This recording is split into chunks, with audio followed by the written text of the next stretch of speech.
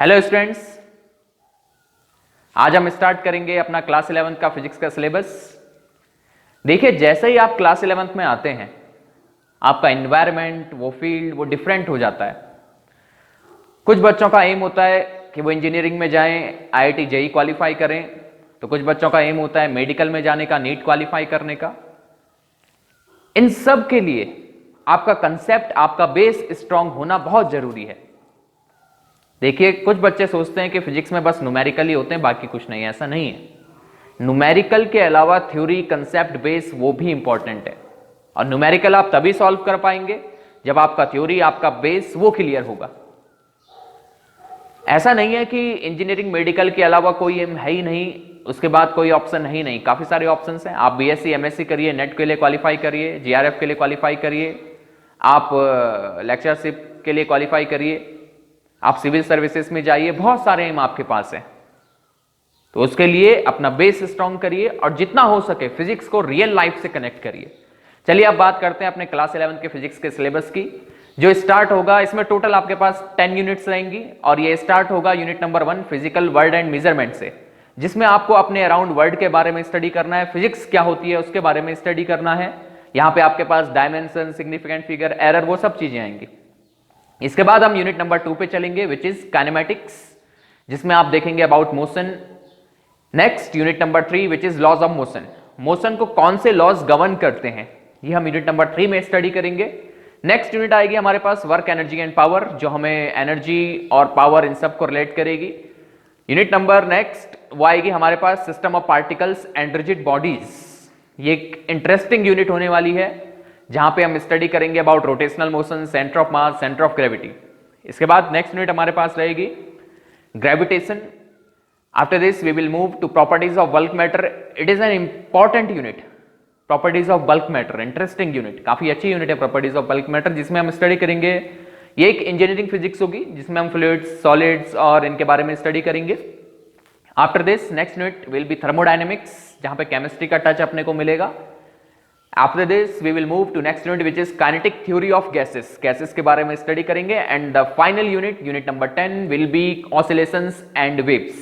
यहां पे हम वेव्स, ऑसिलेशन, इनको स्टडी करेंगे और साउंड को, साउंड के बड़े इंटरेस्टिंग इफेक्ट हम स्टडी करने वाले हैं, डॉपलर इफेक्ट, बीट्स, वो सब हम स्टडी करेंगे। तो ये आपके पास सिलेबस रहेगा क्लास 11 का। बड़ा अच्छा सिलेबस है, काफी नॉलेज आप गेन कर सकते हैं, लेकिन फिर से कंसेप्ट बेस स्ट्रॉन्ग करिए और रियल लाइफ से कनेक्ट करिए।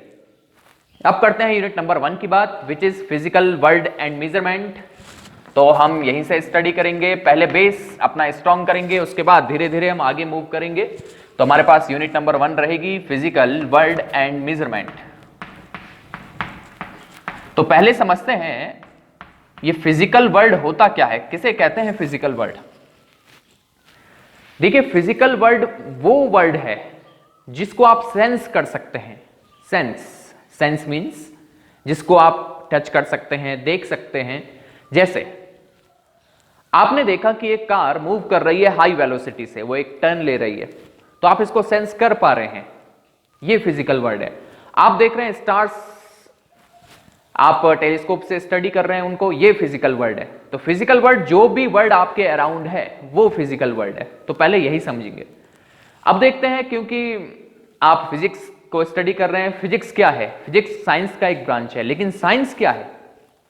Science in Hindi we call it विज्ञान, विज्ञान। So science is a knowledge, but which type of knowledge. Science एक नॉलेज है, लेकिन कैसा नॉलेज है। साइंस नॉलेज तो है, लेकिन ये नॉलेज है ऑर्गेनाइज्ड नॉलेज। तो हम साइंस का जो डेफिनेशन स्टेटमेंट बनाते हैं, science it is a systematic and organised knowledge. अब इसका मीनिंग समझते हैं, ये सिस्टमैटिक और ऑर्गेनाइज्ड का मीनिंग क्या होता है। देखिए, अगर आप स्टडी कर रहे हैं total internal reflection, total internal reflection, light का फिनोमिनन, टोटल इंटरनल रिफ्लेक्शन। तो टोटल इंटरनल रिफ्लेक्शन को पढ़ने के लिए आपको पहले रिफ्लेक्शन ऑफ लाइट ये पढ़ना पड़ेगा, आपको लॉज ऑफ रिफ्लेक्शन ये स्टडी करने पड़ेंगे। उससे भी पहले आपको एंगल्स पढ़ने पड़ेंगे, एंगल क्या होते हैं, फिर आप angle of incidence, angle of reflection, इसको स्टडी कर सकते हैं। तो ये नॉलेज कैसा है, सिस्टमैटिक नॉलेज है। आप डायरेक्ट टोटल इंटरनल रिफ्लेक्शन नहीं पढ़ते, वो आपको समझ ही नहीं आएगा। आप स्टेप चलते हैं, स्टेप बाय स्टेप चलते हैं। तो ये जो स्टेप बाय स्टेप आपकी अप्रोच है, ये जो आप स्टडी कर रहे हैं, it is a systematic knowledge, एक ऑर्गेनाइज्ड नॉलेज है। ऑर्गेनाइज किया हुआ है कि पहले आपको ये पढ़ना है, फिर आपको ये पढ़ना है, फिर आपको ये पढ़ना है। तो साइंस क्या है, साइंस एक सिस्टमैटिक और ऑर्गेनाइज्ड नॉलेज है। साइंस को हम 2 पार्ट्स में डिवाइड करते हैं। कौन से पार्ट्स हैं ये 2 पार्ट्स हैं, बायोलॉजिकल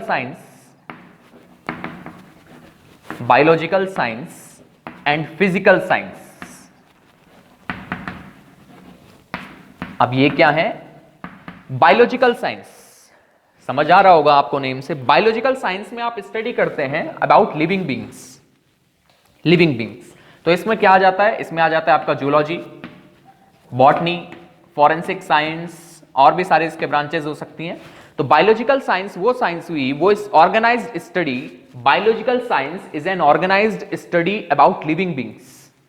अगर बात करें फिजिकल साइंस की, तो फिजिकल साइंस के पार्ट्स क्या हो सकते हैं, तो फिजिकल साइंस के पार्ट्स हैं आपके पास केमिस्ट्री, ये फिजिकल साइंस का पार्ट है, फिजिक्स, ये फिजिकल साइंस का पार्ट है। इसके अलावा आपके पास एस्ट्रोलॉजी, ये भी फिजिकल साइंस का ही पार्ट है। तो physical science means study about the physical world की स्टडी, ऑर्गेनाइज्ड स्टडी, वो फिजिकल साइंस है। तो हम यहां पे बात करने वाले हैं फिजिक्स की। अब फिजिक्स क्या होता है, फिजिक्स फिजिकल साइंस का तो पार्ट है, बट है क्या, तो फिजिक्स क्या है, फिजिक्स का डेफिनेशन क्या बनता है, बड़ा अच्छा डेफिनेशन है, अच्छा स्टेटमेंट है। डेफिनेशन डिफरेंट हो सकती है फिजिक्स की, बहुत सारी डेफिनेशन हो सकती हैं। तो एक जो अच्छी डेफिनेशन बनेगी वो क्या बनेगी, फिजिक्स इज, क्या है physics is the study of nature and its laws. Nature और उसके लॉज को स्टडी करना ही फिजिक्स है। कैसे, आप देख रहे हैं ये चौक यहां से नीचे आई, ये नीचे क्यों आई, ये चौक यहां से नीचे मूव क्यों की, तो हम कहते हैं ग्रेविटेशन की वजह से। तो ये जो फिनोमिनन है, ये जो प्रोसेस है, क्या ये आपने बनाई कि चौक नीचे गिर जाए, नहीं, ये नेचुरल है, ये नेचर ने लॉ बनाया हुआ है। तो इस नेचर के लॉ को स्टडी करना ही फिजिक्स है। जैसे आपने स्टडी किया है क्लास 9th में भी, जैसे ही कोई कार सडन स्टार्ट होती है तो हमें एक बैक पुश लगता है पीछे, कार सडन स्टार्ट हुई, बैक पुश लगता है, या कार सडन स्टॉप हुई तो हम आगे को फोर्स फील करते हैं। ये क्यों हो रहा है, तो हम इसमें स्टेटमेंट क्या देते हैं, ये हो रहा है न्यूटन लॉ की वजह से। तो क्या जब न्यूटन नहीं थे तो ये नहीं होता था, ये तब भी होता था। कार नहीं थी लेकिन कोई और चलने वाला ऑब्जेक्ट रहा होगा, उसमें तब भी होता था। तो ये जो लॉ है ये नेचर ने बनाया हुआ है, न्यूटन ने उसको एक्सप्लेन किया, तो हम कहते हैं कि ये न्यूटन लॉ से हम इसको एक्सप्लेन कर सकते हैं। तो इन नेचर को और इसके लॉज को स्टडी करना, लाइट के बारे में स्टडी करना, रिफ्लेक्शन ऑफ लाइट, क्या रिफ्लेक्शन ऑफ लाइट किसी ने बनाया, नहीं, नेचुरल है। तो इसके लॉज को स्टडी करना ही हमारे पास फिजिक्स है। तो फिजिक्स में यही पढ़ने वाले हम, नेचर और इसके लॉज की स्टडी। लेकिन स्टडी के लिए हमने कुछ मेथड बनाए हुए हैं, वो क्या हैं, अब उन चीजों को पढ़ते हैं। तो देखिए अपने पास नेक्स्ट जो समझना है हमें वो है साइंटिफिक एटीट्यूड। ये साइंटिफिक एटीट्यूड क्या है, साइंटिफिक एटीट्यूड क्या होता है, तो साइंटिफिक एटीट्यूड का मीनिंग है साइंटिफिक थिंकिंग। साइंटिफिक थिंकिंग क्या होता है, साइंटिफिक थिंकिंग का मीनिंग, इसको थोड़ा समझते हैं। देखिए बहुत सारे बच्चों ने क्वेश्चंस किया है मुझसे कि सर हमारे छत में रात को कुछ आवाज आती है टगरने की, और जब हम छत में देखते हैं तो कुछ होता नहीं है। काफी बच्चों ने मुझे ये क्वेश्चन किया है और मैंने सुना भी है कि ऐसा लोगों ने ऑब्जर्व किया है कि छत में कुछ आवाज हो रही है और जब गए तो कुछ नहीं था। तो हम अपनी सोच क्या बना लेते हैं, वहां कोई भूत है। तो क्या सच में वहां कोई घोस्ट है, यहां हम अपनी थिंकिंग कर रहे हैं। तो ये जो थिंकिंग है ये सुपरस्टिशन है, एक अंधविश्वास है, सुपरस्टिशन। हम अपने आप बना लेते हैं कि ऐसा होगा तो ये हो रहा होगा। हम साइंटिफिकली नहीं सोच रहे हैं, तो साइंटिफिक एटीट्यूड क्या है कि जो भी प्रॉब्लम है आप उसको साइंटिफिकली सोचें, अपने मन से ना बना लें कि जो लोग कह रहे हैं वही होगा, नहीं, ये गलत है।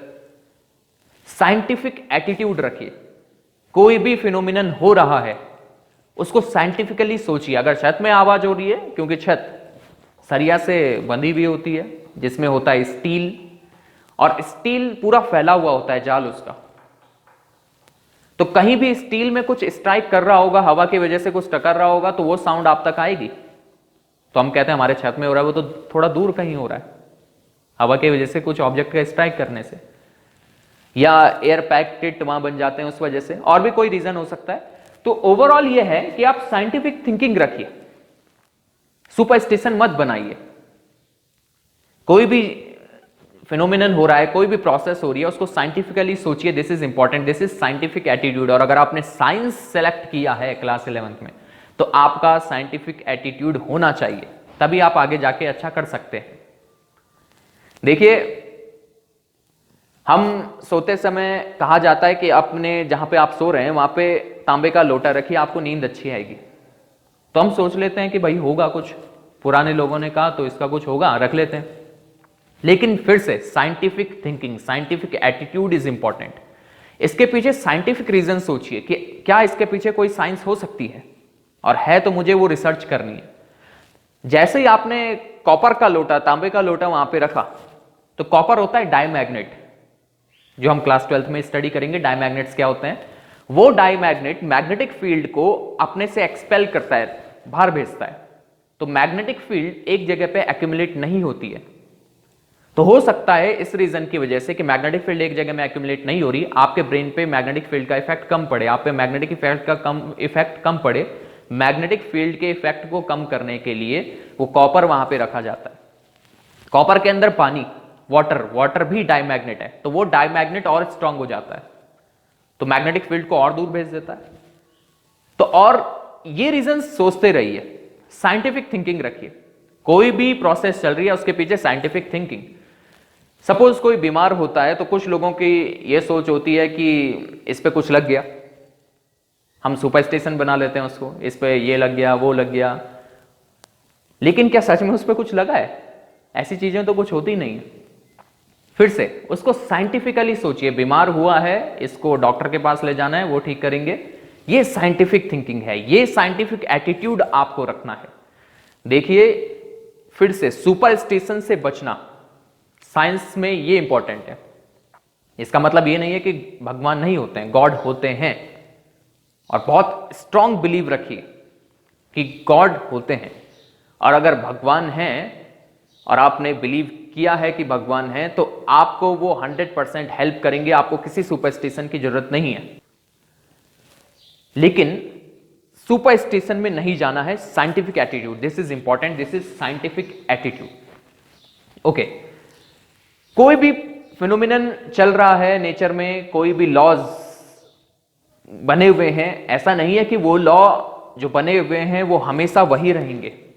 साइंस कहता है वो लॉ चेंज हो सकते हैं, वो लॉ चेंज किए जा सकते हैं। कोई न्यू थ्योरी आई, उस लॉ को मॉडिफाई करना पड़ा, तो ये भी किया जा सकता है। जो लॉ पुराने बन चुके हैं उनको मॉडिफाई किया जा सकता है, दिस इज साइंस। तो साइंस इसको एक्सेप्ट करता है कि लॉज मॉडिफाई किए जा सकते हैं। ओके, अब देखते हैं कि कोई प्रॉब्लम, या आपको कोई लॉ बनाना है, कोई प्रॉब्लम आप देख रहे हैं, कोई फिनोमिनन आप देख रहे हैं, और उससे आपको एक लॉ फॉर्म करना है। तो लॉ कैसे आप फॉर्म कर सकते हैं? कोई नेचुरल फिनोमिनन आप एक्सपीरियंस कर रहे हैं, आप देख रहे हैं स्टार की पोजीशन चेंज हो रही है, उससे आपको लॉज बनाना है। आप देख रहे हैं कि कार टर्न ले रही है, कितनी स्पीड में टर्न ले रही है, उससे आपको लॉ बनाना है। तो लॉ बनाने के लिए उन फिनोमिनन को स्टडी करने से लॉ बनेगा। लॉ बनाने के लिए कुछ हमको स्टेप वाइज अप्रोच रखनी पड़ती है, और उस स्टेप वाइज अप्रोच को हम कहते हैं साइंटिफिक मेथड। तो अब देखते हैं साइंटिफिक मेथड क्या है। देखिए, तो साइंटिफिक मेथड क्या है? Step by step approach in solving natural phenomenon and make laws. तो कैसे वो साइंटिफिक मेथड है उसको समझते हैं। उसको समझने के लिए मैं यहां पे यूज करने वाला हूं वॉलीबॉल। आपने देखा होगा वॉलीबॉल जब आप खेलते हैं, तो जब आप सर्विस दे रहे हैं तो उस टाइम पे क्या होता है, बॉल थोड़ा स्विंग होती है एयर में। स्विंग का मीनिंग अपना पाथ डिफ्लेक्ट करती है। अब आप ये फाइंड करना, आपने ये ऑब्जर्व किया, ये नेचुरल फिनोमेनन आपने ऑब्जर्व किया कि बॉल अपना पाथ एयर में डेविएट करती है। ये फुटबॉल में भी हो सकता है, क्रिकेट बॉल में भी, या कोई और बॉल है उसमें भी ये ऑब्जर्व आप कर सकते हैं। अब आप इसको ऑब्जर्व करके इससे लॉ बनाना चाहते हैं, तो आप साइंटिफिक मेथड अप्लाई करेंगे। तो वो स्टेप्स क्या हैं, कैसे आप लॉ बनाएंगे, देखिए और समझिए। पहला रहेगा ऑब्जर्वेशंस बाय कंट्रोल्ड एक्सपेरिमेंट्स। जो आपने ऑब्जर्व किया आप उनका कंट्रोल्ड एक्सपेरिमेंट करेंगे। तो आप अपने आप ले गए बॉल को और आप खुद ट्राई करने लगे कि मैं कहां हिट करूं, ये स्पिन होगी एयर में तो स्विंग होगी, कहां मैं इसको हिट करूं तो ये एयर में स्विंग होगी, अपना पार्ट डेविएट करेगी। तो ये आप कंट्रोल्ड एक्सपेरिमेंट्स कर रहे हैं, उससे ऑब्जर्वेशन कर रहे हैं। और जो आप ऑब्जर्व कर रहे हैं कि मैंने यहां हिट किया तो इसने पार्ट इधर डिफ्लेक्ट किया, मैंने यहां हिट किया इसने पार्ट इधर डिफ्लेक्ट किया, ये जो आप ऑब्जर्वेशन कर रहे हैं आप इसको रिकॉर्ड कर रहे हैं, इसको कॉपी में नोट कर रहे हैं, ठीक। इसके बाद second step is qualitative and quantitative reasoning. Reasoning means analysis. तो अब आप क्या करेंगे, क्वालिटेटिव रीजनिंग मींस आपने इस पे फोर्स अप्लाई किया और ये कुछ एक्सेलरेशन से आगे बढ़ी, तो आपने कहा मैंने इसमें न्यूटन सेकंड लॉ अप्लाई किया, force equal to mass into acceleration. आपने देखा कि मैं इसमें फोर्स अप्लाई कर रहा हूं, ये थोड़ी देर बाद नीचे ड्रॉप हो जा रही है, आपने लॉ ऑफ ग्रेविटी इसमें अप्लाई किया। तो जो आप ये लॉज अप्लाई कर रहे हैं, ये कैसा एनालिसिस है, ये कैसी रीजनिंग है, क्वालिटेटिव रीजनिंग। आप इसका रीजन दे रहे हैं, ऐसा इस लॉ के इफेक्ट की वजह से हो रहा है। सेकंड है quantitative reasoning. Quantitative reasoning means आप इसमें क्वांटिटी लेके आ रहे हैं। क्वांटिटी कैसे, समझिए। आपने सर्विस दी, जब आपने हॉरिजॉन्टल प्लेन से 30 डिग्री एंगल दिया तो आपने देखा ये थोड़ा डिस्टेंस इसने कवर किया। 45 डिग्री पे आपने सर्विस दी तो आपने देखा इसने लार्जेस्ट रेंज कवर की, सबसे ज्यादा दूर गई। आपने 60 डिग्री किया, थोड़ा कम दूर गई। आपने इसको 30 डिग्री में हिट किया, ये इधर गई। तो ये आप जो डिग्री वाइज, एंगल वाइज, या जो आप क्वांटिटी वाइज एनालिसिस कर रहे हैं, क्वांटिटी वाइज जब आप मैथ्स लेके आ जाते हैं, this is quantitative analysis, quantitative reasoning. तो ये आपने किया। पहला क्या था स्टेप, पहले आपने ऑब्जर्वेशन की, कंट्रोल्ड एक्सपेरिमेंट्स किए। सेकंड स्टेप में आपने क्वालिटेटिव क्वांटिटेटिव एनालिसिस किया। थर्ड स्टेप, अब जो आपने एनालिसिस किया उस एनालिसिस से आपने मैथमेटिकल मॉडल मींस इसका फॉर्मूला बनाया। आपने कहा मैंने बॉल विदाउट स्विंग यहां जाती और जब स्विंग हुई मैंने इसको स्पिन दिया, ये स्विंग हुई, तो ये या तो इधर डेविएट की गई या तो इधर डेविएट हो गई, जाना इसको सीधा चाहिए था। अब आपने बनाया अमाउंट ऑफ डिफ्लेक्शन, कितना अमाउंट इसमें डिफ्लेक्शन हुआ। तो आपने फॉर्मूला बनाया, amount of deflection is equal to velocity time plus, आपने एक ऐसा फॉर्मूला इसमें क्रिएट किया।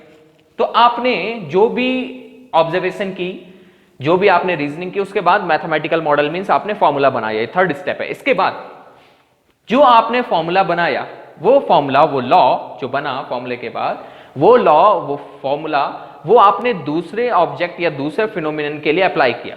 अभी आपने वॉलीबॉल के लिए एक्सपेरिमेंट किया, फिर आपने वो लॉ फुटबॉल में अप्लाई किया। तो अब आप ऑब्जर्व करते हैं कि फुटबॉल के साथ वो लॉ एप्लीकेबल है या नहीं। क्रिकेट बॉल के लिए अप्लाई किया, वो लॉ जो आपने बनाया, जो आपने क्रिएट किया, वो फुटबॉल, दूसरी कोई ball, cricket ball, tennis ball, उसके लिए एप्लीकेबल है या नहीं।